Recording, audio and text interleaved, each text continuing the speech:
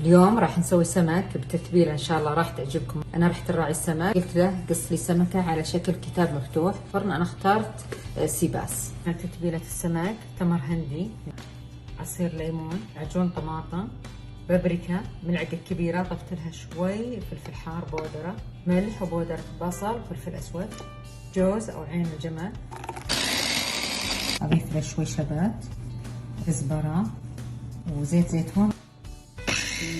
نحط السمكة، نبدأ نوزع عليها التتبيلة. زين الصينية شوي من البروكلي وندخلها